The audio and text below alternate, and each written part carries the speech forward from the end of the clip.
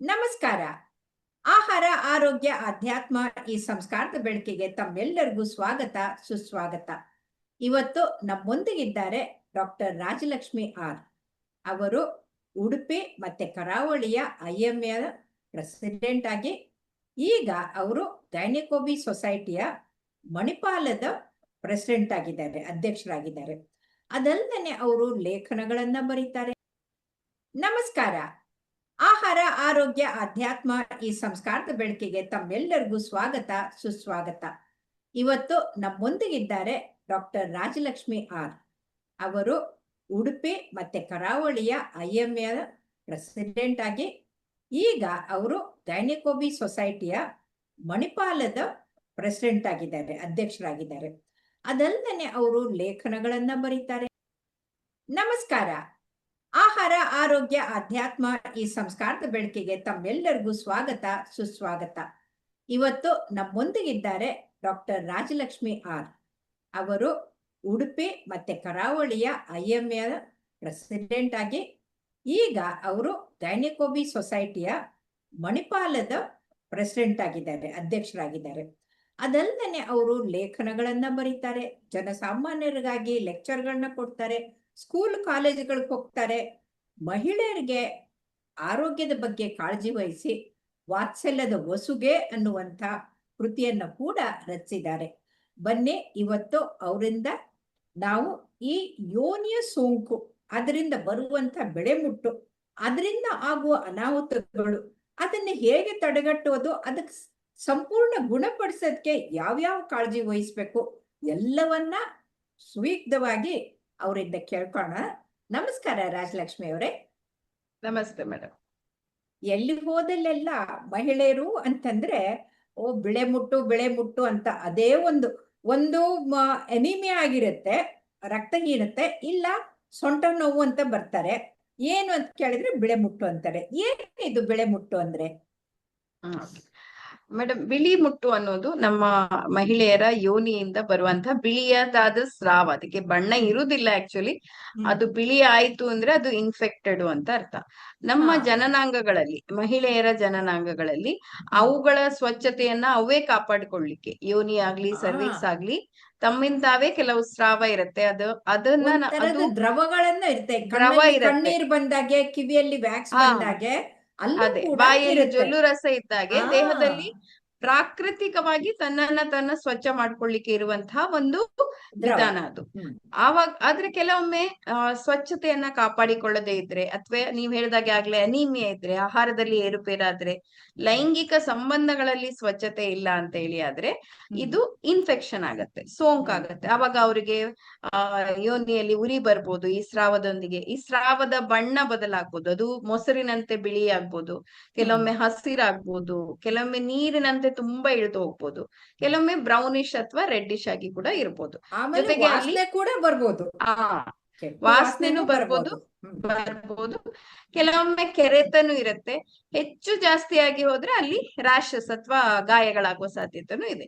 So ಇದನ್ನ ನಾವು ಯೋನಿಯ ಸೋಂಕು ಅಥವಾ ವೆಜೈನೈಟಿಸ್ ಅಂತ ಹೇಳ್ತೇವೆ. ಇದಕ್ಕೆ ಬೇರೆ ಬೇರೆ ಕಾರಣಗಳಿರುತ್ತೆ. ಮೊದಲನೇದಾಗಿ ಬ್ಯಾಕ್ಟೀರಿಯಲ್ ಸ್ವಚ್ಛತೆಯನ್ನು ಕಾಪಾಡಿಕೊಳ್ಳದೆ ಇದ್ದಾಗ, ಸಣ್ಣ ಪ್ರಮಾಣದ ಮೂತ್ರದ ಸೋಂಕನ್ನ ನಿಗ್ಲೆಕ್ಟ್ ಮಾಡಿದಾಗ, ಬಳಸುವ ನೀರಿನ ಪ್ರಮಾಣ ಕಡಿಮೆ ಆದಾಗ, ಜೊತೆಗೆ ಅವರ ಸಂಗಾತಿಯಲ್ಲಿ ಸೋಂಕಿದ್ದಾಗ, ಅವರಿಂದ ಕೂಡ ಲೈಂಗಿಕ ಸಂಬಂಧದ ನಂತರ ಈ ತರದ್ದು ಬರ್ಬೋದು. ಹೆಚ್ಚಾಗಿ ಹೆಂಗಸರು ಹೀಗೆ ಬರ್ತಾರೆ, ನಮ್ಗೆ ಈ ತರ ಲೈಂಗಿಕ ಸಂಬಂಧ ಆದ್ಮೇಲೆ ಉರಿ ಸ್ಟಾರ್ಟ್ ಆಯ್ತು, ಈ ತರ ಡಿಸ್ಚಾರ್ಜ್ ಸ್ಟಾರ್ಟ್ ಆಯ್ತು ಅಂತ ಹೇಳ್ಕೊಂಡೆ ಬರ್ತಾರೆ. ಸೊ ಅದು ಮೇನ್ ಕಾಸಸ್ ಆಗಿದೆ. ಕಾಂಡೋಮ್ ಉಪಯೋಗಿಸಿದ್ರೆ ಅದು ಬರೋದಿಲ್ಲ ಅಂತೀರಾ? ಕಾಂಡೋಮ್ ಉಪಯೋಗಿಸಿದ್ರೆ ಬರ್ಲಿಕ್ಕಿಲ್ಲ, ಆದ್ರೆ ಕೆಲವರಿಗೆ ಆ ಕಾಂಡೋಮ್ ನ ಲೇಟೆಕ್ಸ್ ಎಲರ್ಜಿ ಇರತ್ತೆ. ಎಲರ್ಜಿ ಇದ್ದವರಿಗೆ ಕೆಲವೊಮ್ಮೆ ಅದಕ್ಕೂ ಉರಿ ಬರುತ್ತೆ, ಅವರಿಗೂ ಕೂಡ ಡಿಸ್ಚಾರ್ಜ್, ಅಲ್ಲಿಂದ ಏನಾದ್ರೂ ಯೋನಿಸ್ರಾವ ಇರ್ಬೋದು, ಹೀಗಿರತ್ತೆ. ಈಗ ಅದು ಕಾರಣಗಳು ಕೂಡ ಬೇರೆ ಬೇರೆ ಇರುತ್ತೆ. ಈಗ ಹದಿಹರೆಯದ ಪ್ರಾಯದಲ್ಲಿ ಮತ್ತೆ ಮದುವೆ ಮುಂಚೆ ಎಲ್ಲ ಆದ್ರೆ ಅವ್ರ ಸ್ವಚ್ಛತೆ ಕಡಿಮೆ ಇದ್ರೆ, ಅವಾಗ್ಲೇ ಹೇಳಿದೆ. ಎರಡನೇದಾಗಿ ಸ್ಯಾನಿಟರಿ ಪ್ಯಾಡ್ ಗಳನ್ನ ಸರಿಯಾಗಿ ಬದಲಾಯಿಸ್ಕೊಳ್ದೇ ಇದ್ರೆ, ಅದನ್ನ ಕ್ಲೀನ್ ಆಗಿ ಇಟ್ಕೊಳ್ದಿದ್ರೆ, ಬಟ್ಟೆ ಸ್ವಚ್ಛವಾಗಿ ಇಟ್ಕೊಳ್ದಿದ್ರೆ ಆಗತ್ತೆ ಅಂತೀರಾ? ಆಗತ್ತೆ, ಖಂಡಿತವಾಗಿ ಆಗತ್ತೆ. ಮುಟ್ಟಿನ ಟೈಮಲ್ಲಿ ಬಟ್ಟೆಗಳನ್ನ ಬಳಸ್ಕೊಳ್ತಾರೆ ಅಂತ ಅನ್ಕೊಳ್ಳಿ, ಅದನ್ನ ಟೈಮಿಗೆ 4 ರಿಂದ 5 ಗಂಟೆಗೊಮ್ಮೆ ಬದಲಾಯಿಸ್ತಾ ಇರ್ಬೇಕಾಗತ್ತೆ. ಜೊತೆಗೆ ಬಟ್ಟೆ ಉಪಯೋಗಿಸಿದ್ರೆ ಅದನ್ನ ಚೆನ್ನಾಗಿ ತೊಳೆದು ಒಣಗಿಸಿ ರೀಯೂಸ್ ಅದೇ ಮಾಡ್ಬೇಕಾಗತ್ತೆ. ಡೆಟಾಲ್ ಸೋಪ್ ನಲ್ಲಿ ತೊಳೆದು ಬಿಸಿಲಲ್ಲಿ ಒಣಗಿಸಿ ಅದನ್ನ ಯಾವುದೇ ತರದ್ದು ಯಾಕಂದ್ರೆ ರಕ್ತದಲ್ಲಿ ರೋಗಾಣುಗಳು ಬೆಳ್ಕೊಂಡ್ಬಿಡುತ್ತೆ. ಸೊ ಹಾಗಾಗಿ ಅವ್ರಿಗೆ ಕ್ಲೀನ್ ಆಗಿ ತೊಳಿದೇ ಇದ್ರೆ ಮತ್ತೆ ಅವ್ರಿಗೆ ಇನ್ಫೆಕ್ಷನ್ ಆಗೋ ಅದೇ ಆ ಚಾನ್ಸ್ ಇರುತ್ತೆ. ಬಟ್ಟೆಯಲ್ಲಿ ಫಂಗಸ್ ಇಂದ, ಯೂಶಲಿ ಇದು ಫಂಗಸ್ ಇನ್ಫೆಕ್ಷನ್ ಇಂದ ಈ ತರ ಇರುತ್ತೆ. ಸೊ ಬಟ್ಟೆಯನ್ನ ಚೆನ್ನಾಗಿ ತೊಳೆದು ರೀಯೂಸ್ ಮಾಡ್ಲಿಕ್ಕೆ ನಾವು ಹೇಳ್ತೇವೆ ಅವರಿಗೆ. ಹಾಗೆ ಇರುತ್ತೆ. ಕೆಲವೊಮ್ಮೆ ಈಗ ನಾವು ಈ ಡಿಸ್ಚಾರ್ಜ್ ಗಳಿಂದ ಹೇಳಿದ್ರಿಂದಾನೆ, ಅವ್ರು ಹೇಳೋ ಸಿಂಪ್ಟಮ್ಸ್ ಇಂದ ಉರಿ ಬರುತ್ತೆ, ಸ್ಮೆಲ್ ಬರುತ್ತೆ, ತುರಿಕೆ ಇದೆ ಅಂದ್ರೆ ಅದು ಬ್ಯಾಕ್ಟೀರಿಯಲ್ ಇನ್ಫೆಕ್ಷನ್ ಆಗಿರ್ಬೋದು ಅಂತ. ಕೆಲವ್ರು ಹೇಳ್ತಾರೆ ಅದು ಮೊಸರಿನ ತರ ಪೀಸ್ ಆಗಿ ಹೋಗ್ತಾ ಇರತ್ತೆ ಅಂತ, ಅದರಿಂದ ಅದು ಫಂಗಲ್ ಇನ್ಫೆಕ್ಷನ್. ಅದ್ರ ಜೊತೆಗೆ ಕೆರೆತ ಇರತ್ತೆ ಅಂತಾರೆ, ಅದರಿಂದನೂ ಗೊತ್ತಾಗತ್ತೆ ನಮ್ಗೆ. ಕೆಲವೊಮ್ಮೆ ಸಿವಿಯರ್ ಆದ ಬ್ಯಾಕ್ ಪೇನ್ ಇರುತ್ತೆ, ಅದು ಕೂಡ ಪ್ಯಾರಾಸಿಟಿಕ್ ಕ್ಲೈಮಿಡಿಯಾ ಇನ್ಫೆಕ್ಷನ್, ಟ್ರೆಕೋಮೈಟಿಸ್ ಇನ್ಫೆಕ್ಷನ್ ಅದರಿಂದ ಆಗುವ ಸಾಧ್ಯತೆಗಳಿದ್ದಾವೆ. ಹೀಗೆ ಬೇರೆ ಬೇರೆ ತರದಲ್ಲಿ ಆಗುತ್ತೆ. ಅದು ಯಾವ ತರ ಇದೆ ಆ ಬಣ್ಣ, ಡಿಸ್ಚಾರ್ಜು, ಅದ್ರ ಜೊತೆಗೆ ಬ್ಯಾಕ್ ಪೇನ್ ಇದೇನೋ ಇಲ್ಲೋ ಇದ್ರ ಮೇಲೆ ನೀವು ಇದ್ ಮಾಡ್ತೀರಿ. ಆದ್ರೆ ಸ್ಪೆಸಿಫಿಕ್ ಆಗಿ ಏನ್ ಇದೆ ಅಂತ ನೋಡಕ್ಕೆ ಯಾವ ತರದ್ದು ಟೆಸ್ಟ್ ಮಾಡ್ತೀರಿ? ತುಂಬಾ ಚೆನ್ನಾದ ಕ್ವೆಶನ್ ಮೇಡಮ್. ನಮ್ಮ ಲೇಡೀಸ್ ಏನ್ ಹೇಳ್ತಾರೆ ಅಂದ್ರೆ, ಕ್ಲಿನಿಕಲ್ ಬಂದ್ ಕೂತ್ಕೊಂಡ್ಬಿಟ್ಟು ನಮ್ಗೆ ಈ ತರ ಇದೆ, ಮೆಡಿಸಿನ್ ಕೊಡಿ ಅಂತಾರೆ. ಅವರಿಗೆ ತೋರ್ಸ್ಕೊಳ್ಳಕ್ಕೆ ಮುಜುಗರ. ಆದ್ರೆ ನಾವು ಪರೀಕ್ಷೆ ಮಾಡದೆ ಕೊಟ್ರೆ ಕೆಲವೊಮ್ಮೆ ಡಯಾಗ್ನೋಸಿಸ್ ಮಿಸ್ ಆಗ್ಬೋದು.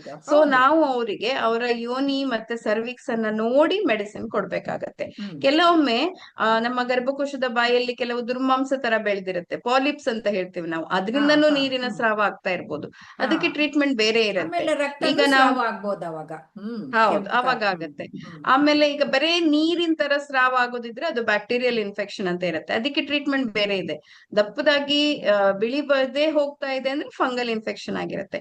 ಕೆಲವೊಮ್ಮೆ ಸರ್ವೈಕಲ್ ಇರೋಷನ್, ಸರ್ವಿಕ್ಸ್ ನ ಇದು ಅಪ್ಪರ್ ಲೇಯರ್ ಸ್ವಲ್ಪ ಡ್ಯಾಮೇಜ್ ಆಗಿದ್ದಾಗ, ಅದು ತುಂಬಾ ಆಗಿದ್ರು ಅಲ್ಲಿಂದ ಕೂಡ ಡಿಸ್ಚಾರ್ಜ್ ಆಗ್ಲಿಕ್ಕೆ ಸಾಧ್ಯತೆ ಇದೆ. ಸೊ ಮೇನ್ ಆಗಿ ಅವ್ರು ತೋರ್ಸ್ಕೊಳ್ಳೋದು ತುಂಬಾ ಇಂಪಾರ್ಟೆಂಟ್.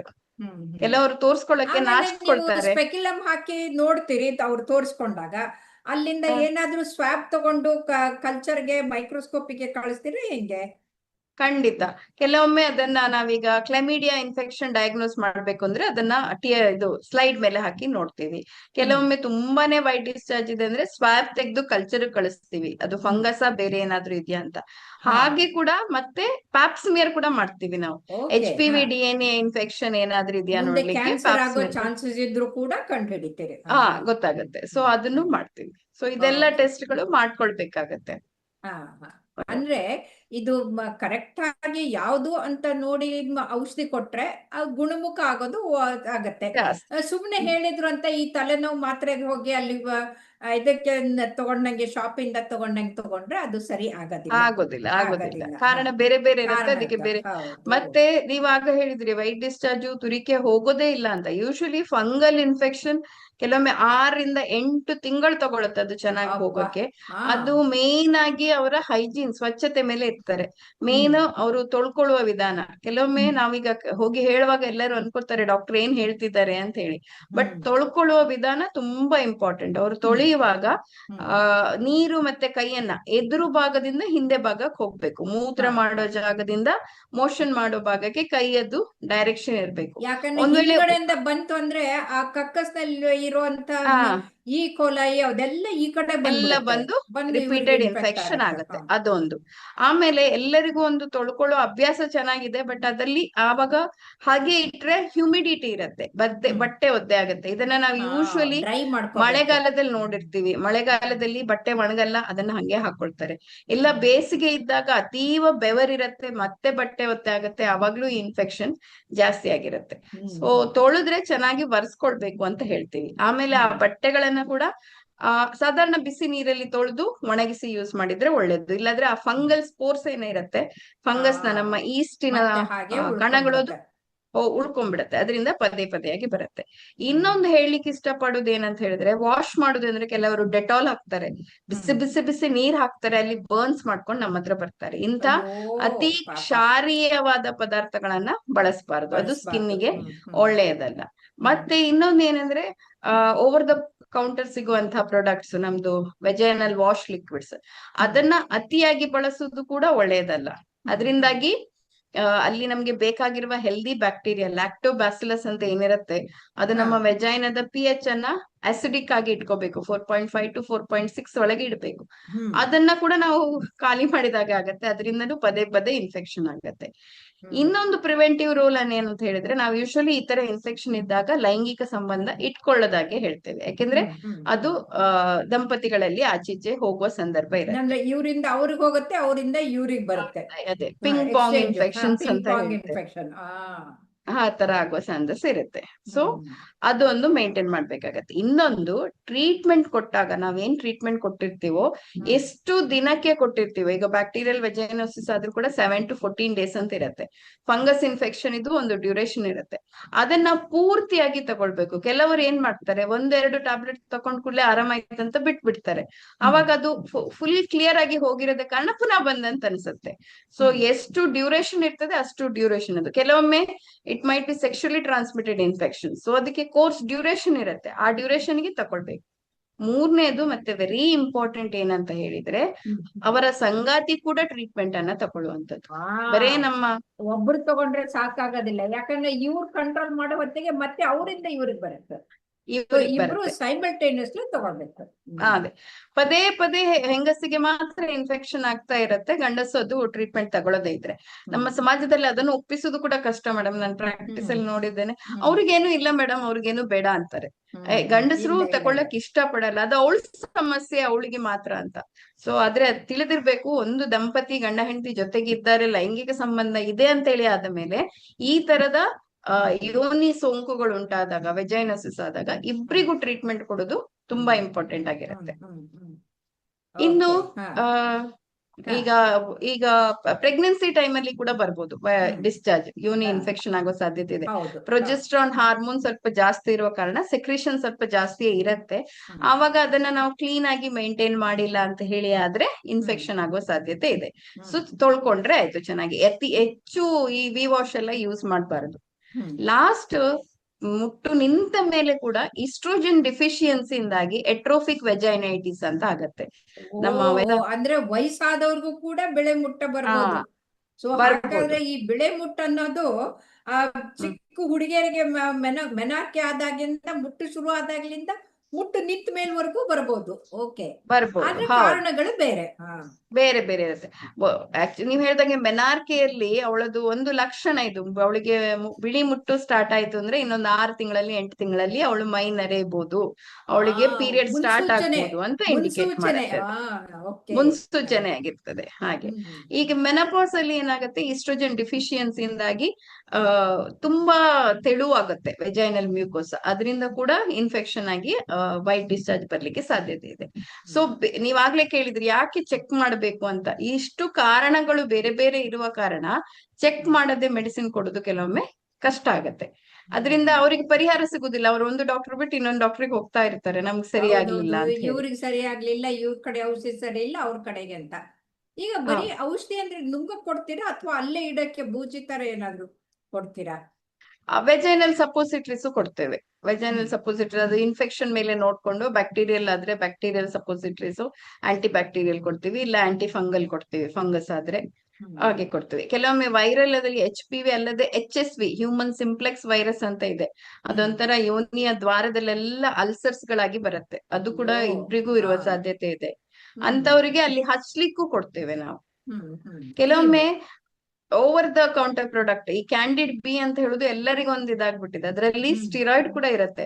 ಆ ಡಾಕ್ಟರ್ಸ್ ಹತ್ರ ಹೋಗ್ಲಿಕ್ಕೆ ತೋರ್ಲಿಕ್ಕೆ ನಾಚಿಗೆ ಮುಜುಗರ ಅಂತ ಹೇಳಿ ಓವರ್ ದ ಕೌಂಟರ್ ತಗೊಂಡು ಯೂಸ್ ಮಾಡ್ತಾ ಇರ್ತಾರೆ. ಅವರು ಹಚ್ಚಿದಾಗ ಅವರಿಗೆ ವಾಸಿ ಅನ್ಸುತ್ತೆ, ಏನಾಗುತ್ತೆ ಆ ಹೊತ್ತಲ್ಲಿ ಕಡಿಮೆ ಆಗುತ್ತೆ, ಆಮೇಲೆ ಫ್ಲೇರ್ ಅಪ್ ಆಮೇಲೆ ಪುನಃ ಬರುತ್ತೆ. ಅದೊಂದು. ಇನ್ನೊಂದು ಡಿಸ್ಕಲರೇಷನ್ ಆಗತ್ತೆ, ಅಲ್ಲಿನ ಚರ್ಮ ಕಪ್ಪಾಗಿರುತ್ತೆ, ಮತ್ತೆ ಅದಕ್ ಬರ್ತಾರೆ ನಮ್ ಕಲರ್ ಚೆನ್ನಾಗಿರ್ಬೇಕು ಅಂತ ಹೇಳಿ. ಇನ್ನೊಂದ್ ಏನಾಗತ್ತೆ ಅಂದ್ರೆ ಆ ಸ್ಕಿನ್, ನೀವು ಸ್ಟಿರಾಯ್ಡ್ ಅನ್ನ ಜಾಸ್ತಿ ಯೂಸ್ ಮಾಡಿದಾಗೆ ಸ್ಕಿನ್ ಸ್ವಲ್ಪ ತಿನ್ ಆಗತ್ತೆ, ಅದರಿಂದಾಗಿ ಬ್ಲೀಡಿಂಗ್ ಮತ್ತೆ ನೀವು ಇನ್ಫೆಕ್ಷನ್ ಗೆ ಮೋರ್ ಪ್ರೋನ್ ಆಗಿರ್ತಾರೆ.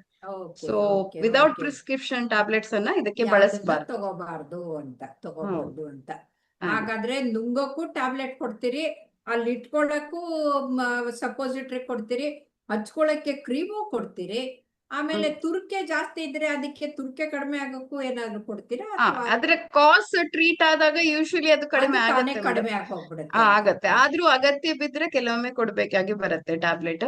ಇನ್ನೊಂದೇನ್ ಇದ್ರಲ್ಲಿ ನಾನು ಹೇಳ್ಬೇಕು ಅಂತ ಹೇಳಿದ್ರೆ, ಅವರ ಮನಸ್ಸು ಸರಿಯಾಗಿಲ್ಲಾದ್ರೆ, ಮನಸ್ಸಲ್ಲಿ ಸ್ಟ್ರೆಸ್ ಇದ್ರೆ, pruritus or itching is the first thing to come in the body. ದೇಹದಲ್ಲಿ ಫಸ್ಟ್ ತೋರಿಸಿಕೊಳ್ಳುವಂತಹದ್ದು ತುರಿಕೆ ಬರ್ತದೆ, ತುರಿಕೆ, ಇನ್ಫೆಕ್ಷನ್ ಅಂತ. ಅದೂನು ಹೆಂಗಸರಲ್ಲಿ ನಾವು ಹೆಚ್ಚಾಗಿ ನೋಡುವಂತಹದ್ದು ವೆಜೈನಲ್ ಇಚ್ಚಿಂಗ್ ಬರುವಂತಹದ್ದು. ಜೊತೆಗೆ ರಾತ್ರಿ ಸಮಯದಲ್ಲಿ ಹೆಚ್ಚಾಗತ್ತೆ. ಇಡೀ ದಿನ ಅವ್ರು ಕೆಲಸ ಮಾಡ್ತಾ ಇರ್ತಾರೆ, ಅವ್ರಿಗೆ ಗೊತ್ತಾಗಲ್ಲ. ಅವಾಗ ರಾತ್ರಿ ಮಲ್ಗೋ ಗೊತ್ತಾಗೋದಿಲ್ಲ, ಮರ್ತು ಬಿಟ್ಟಿರ್ತಾರೆ. ಮರ್ತು ಬಿಟ್ಟಿರ್ತಾರೆ. ರಾತ್ರಿ ಟೈಮಲ್ಲಿ ಇದು ಹೆಚ್ಚಾಗಿ ಬರುತ್ತೆ ಅಂತ ಹೇಳ್ತಾರೆ. Okay. ಹ್ಮ್. ಇನ್ನೂ ಒಂದು ಕಾಸ್ ನಾನು ಹೇಳಿಕ್ಕೆ ಇಷ್ಟಪಡ್ತೇನೆ, ಇಚ್ಚಿಂಗ್ ಯಾಕೆ ಬರ್ಬೋದು ಅಂತ. ಜಂತು ಹುಳಗಳು. ನಾವು ಜಂತು ಹುಳ ಅಂದ್ರೆ ಸಣ್ಣ ಮಕ್ಕಳಿಗೆ ಆ ಮಾತ್ರ ಅಂತ ಲಾರ್ವಾಗಳು ರಾತ್ರಿ ಹೊತ್ತು ಹೊರಗಡೆ ಬಂದು ಕೆರೆಯೋಕ್ ಶುರು ಮಾಡ್ಬಿಡುತ್ತೆ. ಕೆರೆಯೋಕ್ ಶುರು ಮಾಡ್ತವೆ. ಅದರಿಂದ ಇವರು ನಿದ್ದೆಯಲ್ಲಿ ಗೊತ್ತಿಲ್ಲದೆ ತುರ್ಸ್ಕೊಳ್ತಾರೆ. ಅದು ಕೂಡ ಇನ್ಫೆಕ್ಷನ್ ಆಗೋ ಸಾಧ್ಯತೆಗಳಿದ್ದಾವೆ. ಇನ್ನೊಂದು ಮೋಸ್ಟ್ ಕಾಮನ್ಲಿ ಸೀನ್, ಆಮೇಲೆ ನೀವು ಯೋನಿ ಸೋಂಕು, ವೆಜೈನಲ್ ಇನ್ಫೆಕ್ಷನ್ ಹೇಳೋದಕ್ಕೆ ಹೇಳ್ತೇನೆ. ಇದು ಯೋನಿ ಅಲ್ಲ, ವಲ್ವಲ್ ಇನ್ಫೆಕ್ಷನ್. ದ ವಲ್ವಲ್ ಹೇರ್, ಅಲ್ಲಿ ಕೂದಲಿರತ್ತೆ ನಮ್ ಪ್ರೈವೇಟ್ ಪಾರ್ಟ್ಸ್ ಅಲ್ಲಿ. ಅದನ್ನ ಬೇರೆ ಬೇರೆ ತರದಲ್ಲಿ ಇದ್ ಮಾಡ್ಕೊಳ್ತಾರೆ. ಶೇವ್ ಮಾಡುವಾಗ ಕೆಲವೊಮ್ಮೆ ದಪ್ಪ ಇದ್ದವರಿಗೆ ಆಗ್ಲಿ, ಕೆಲವೊಮ್ಮೆ ಕೆಳಗೆ ಕಾಣಲ್ಲ. ಸೊ ಅದು ಡೈರೆಕ್ಷನ್ ಆಚೀಚೆ ಆದ್ರೆ the root, hair follicle root ಏನಿದೆ, ಬೇರಿದೆ, ಅದು ಅದಕ್ಕೆ ಇಂಜುರಿ ಆಗ್ಬಿಟ್ಟು ಅದು ಇನ್ಫೆಕ್ಷನ್ ಆಗಿ ಬರುವವರು ಕೂಡ ಇದ್ದಾರೆ. ಸೊ ಯೂಶುವಲಿ ನಾವು ಡಿಪೈಲೇಟರಿ ಕ್ರೀಮ್ಸ್ ಬೇಡ, ಶೇವ್ ಮಾಡಬೇಡಿ, ಅದನ್ನ ಟ್ರಿಮ್ ಮಾಡ್ಕೊಳ್ಳಿ ಅಂತ ಹೇಳ್ತೇವೆ. ಸೊ ಹೀಗೆ ಬೇರೆ ಬೇರೆ ಕಾರಣಗಳಿಂದ ಈ ಇನ್ಫೆಕ್ಷನ್ ಕಂಡು ಬರ್ಬೋದು. ಓಕೆ ಓಕೆ, ತುಂಬಾ ತುಂಬಾ ಧನ್ಯವಾದಗಳು ರಾಜಲಕ್ಷ್ಮಿ ಅವರೇ. ಇಷ್ಟು ಕೂಲಂಕಷವಾಗಿ ಎಲ್ಲ ಅರ್ಥ ಆಗುವ ಹಾಗೆ ತಿಳಿಸ್ಕೊಟ್ಟಿದ್ದೀರಿ. ಮುಖ್ಯವಾಗಿ ನೀವೇ ಟ್ರೀಟ್ಮೆಂಟ್ ತಗೋಬೇಡಿ, ವೈದ್ಯರ ಹತ್ರ ಬಂದು ಪರೀಕ್ಷೆ ಮಾಡಿಸ್ಕೊಂಡು ಸರಿಯಾದಂತ ಸಕಾಲಕ್ಕೆ ಟ್ರೀಟ್ಮೆಂಟ್ ತಗೊಳ್ಳಿ. ಒಬ್ಬರು ತಗೊಂಡ್ರೆ ಸಾಲದು, ಇಬ್ರು ತಗೊಳ್ಳಿ. ಯಾಕಂದ್ರೆ ಅವರಿಂದ ಇವ್ರಿಗೆ, ಇವರಿಂದ ಅವ್ರಿಗೆ ಬರೋದ್ರಿಂದ ದಂಪತಿಗಳಿಬ್ರು ಒಟ್ಟಿಗೆ ತಗೊಳ್ಳಿ. ಆಮೇಲೆ ಪೂರ್ತಿ ಇದನ್ನ ತಗೊಳ್ಬೇಕು, ಕೋರ್ಸ್ ಅನ್ನ. ತುಂಬಾ ತುಂಬಾ ದೈಹಿಕವಾಗಿಯೂ ಆರೋಗ್ಯವಾಗಿರಿ, ಮಾನಸಿಕವಾಗಿಯೂ ಆರೋಗ್ಯವಾಗಿರಿ ಅಂತ. ಅನಿಮಿಯಾ ಇದ್ರೆ ಅದನ್ನು ಕರೆಕ್ಟ್ ಆರೋಗ್ಯವನ್ನ ಸರಿ ಮಾಡ್ಕೊಳ್ಳಿ. ಆಹಾರ ತಗೊಳ್ಳೋದು, ಕಬ್ಬಿಣಾಂಶ ಇಟ್ಕೊಳ್ಳೋದು ಎಲ್ಲವನ್ನು ನೋಡ್ಕೊಳ್ಳಿ ಅಂತ ಹೇಳ್ತಾ ಇದ್ರಿ. ಧನ್ಯವಾದಗಳು.